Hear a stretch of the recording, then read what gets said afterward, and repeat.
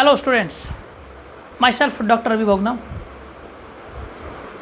Today I will teach you the macroeconomics. In macroeconomics I will teach you aggregate demand and aggregate supply.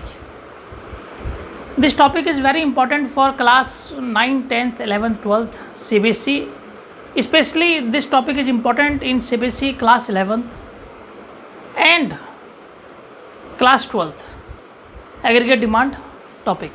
And it will become those who are preparing for Navodaya Vidyalaya, Kendriya Vidyalaya or many other examination, competitive examination like UPSC. These type of question will be asked in economics. So they should know the basic things. In managerial economics, those who are doing MBA, sometimes this question will become in MBA managerial economics. So today I will tell you, especially for board examinations, I am telling you this question, aggregate demand and schedule. हाँ, so please इससे पहले मैंने आपको aggregate demand के बारे में आपको बताया, मेरा वीडियो देख सकते हैं जिसमें मैंने एग्रीगेट डिमांड के बारे में पूरा आपको बढ़िया तरीके से C+I+G+X-M I explain. Now this topic I am telling you aggregate demand and schedule. In this video I will tell you aggregate demand and schedule. Please write down heading, please write down aggregate demand and schedule.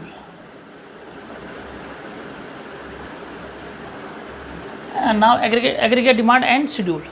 Now students, aggregate demand and schedule में this topic, first of all the question is that schedule means table. Schedule means table. Table के through आपको उसको समझाना है aggregate demand और schedule को. So please write down first we will make a what? Schedule here.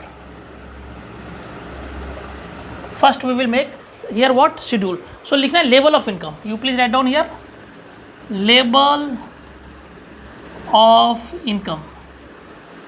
Here you can write level of income, then you can write consumption expenditure, then you can write what? हमें निकालने का मकसद है कि aggregate demand is equal to C+I हमें निकालना है इसमें. We have to find out aggregate demand is equal to C+I. Now we have to calculate and then we make a diagram and then we will find out in this aggregate demand in two sectors के बारे में हम schedule के through इसको proper समझाने की कोशिश करेंगे आपको.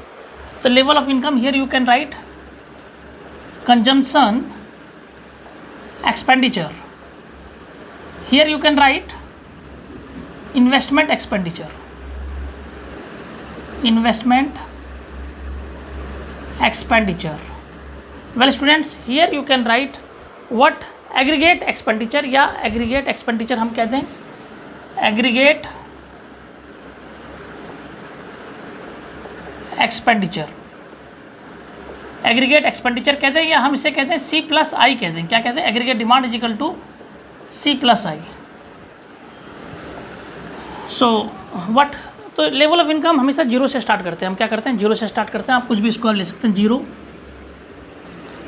100,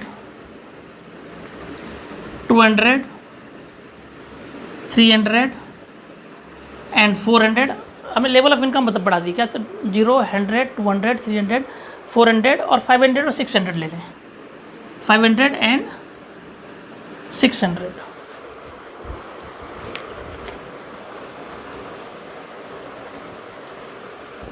सो this is the what level of. देखिए आप देखिए level of income.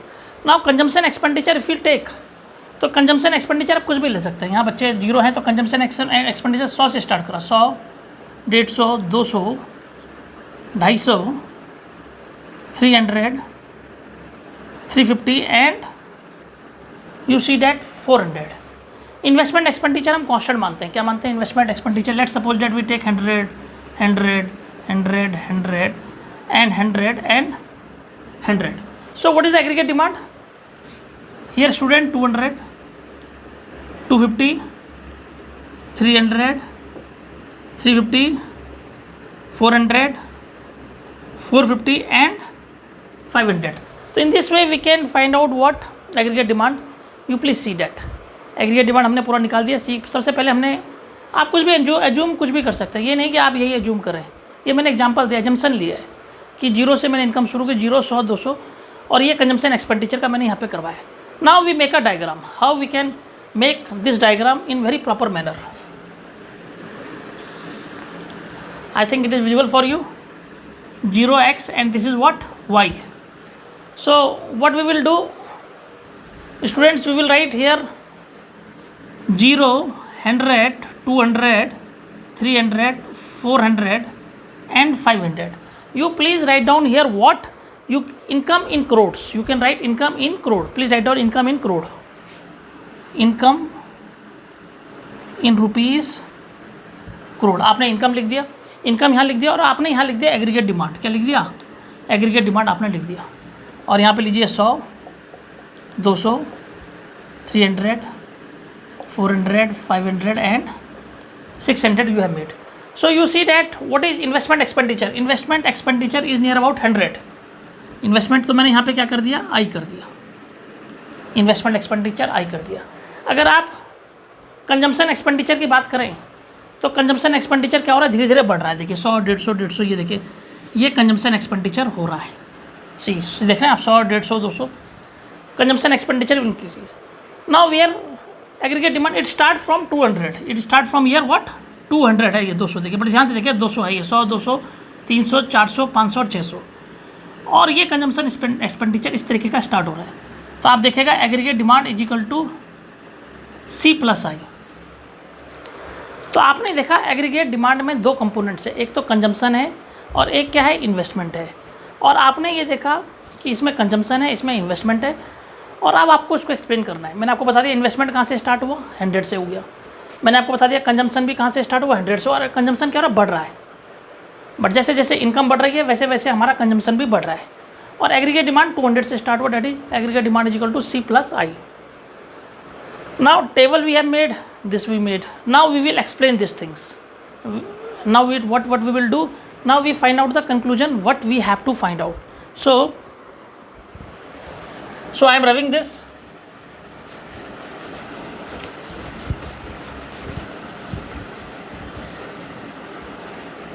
Now students, now we can find out, now we can explain this diagram in very proper manner. तो आपने देखा there are two components of aggregate demand. First point, there are to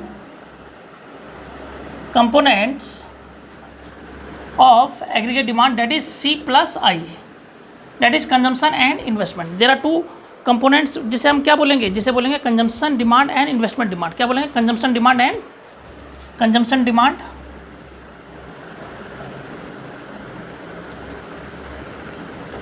and investment demand. Investment, this is first point. Now student, second point, there is always a what? There is always minimum level of, we can say there is always minimum level of consumption even when the income is zero. there is, याद रखना है, अगर हमारी income zero है but consumption कुछ ना कुछ होगा, हमें सर्वाइव जिंदा रहने के लिए we have to consume something. तो there is a minimum level of consumption. Second point, there is a minimum level of consumption, there is a minimum level of consumption even when income is zero. Even when income is zero. अगर हमारी income zero है, अगर students हमारी income zero है तब भी कुछ ना कुछ कंजम्पशन होना चाहिए. there is a minimum level of consumption even when income is zero. Now please write down here what? Third point. Third point, basically 2 points which I already explained to you. Now third point, the slope of consumption curve. The slope of consumption curve you see that upward. The slope of ये जो consumption curve है upward जा रहा है. Slope of consumption, जैसे जैसे income बढ़ेगी वैसे वैसे कंजम्पशन भी क्या हो रहा है? बढ़ रहा है. But slope of consumption curve is upward. The slope of consumption curve क्या है स्टूडेंट? अपवर्ड है. और इसके बाद जो नेक्स्ट पॉइंट है autonomous investment. Autonomous investment remain constant. ये देख रहे हैं ऑटोनोमस इन्वेस्टमेंट रिमेन कांस्टेंट. भाई इन्वेस्टमेंट तो रिमेन कांस्टेंट. ऑटोनोमस इन्वेस्टमेंट जो भी इन्वेस्टमेंट करेगा वो क्या होगा? Autonomous investment curve always remain constant and always parallel to X axis and parallel to X axis. अगर डिमांड कर्व की बात करें तो डिमांड कर्व भी क्या होता है? हमेशा क्या होता है इसमें? डिमांड कर्व क्या होता है? Slope of demand curve always, you know, slope of demand curve is always what? Upward when income increases. देखिए slope of demand curve You please write down here slope of demand curve. जो slope है student, slope of demand curve has a positive slope with income, means has a what you can say that slope of demand curve has a what, slope of demand curve has a positive slope. कैसा होता है इसका slope, इसका कैसा होता है, positive होता है. स्लोप ऑफ डिमांड कर्व है positive slope, has positive slope with income, है पॉजिटिव स्लोप विद इनकम. तो these 5 points I have explain. और याद रखिए aggregate demand, it never start from the origin. Aggregate demand because it include consumption and investment. Very important point. Aggregate demand, I am writing here, एक minute, I am rubbing this.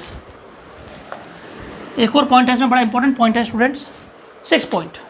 That is aggregate demand is never start from zero, is never start from origin because it includes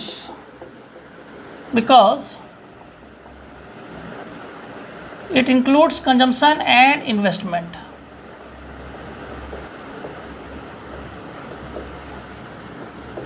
Because it includes what, consumption and investment.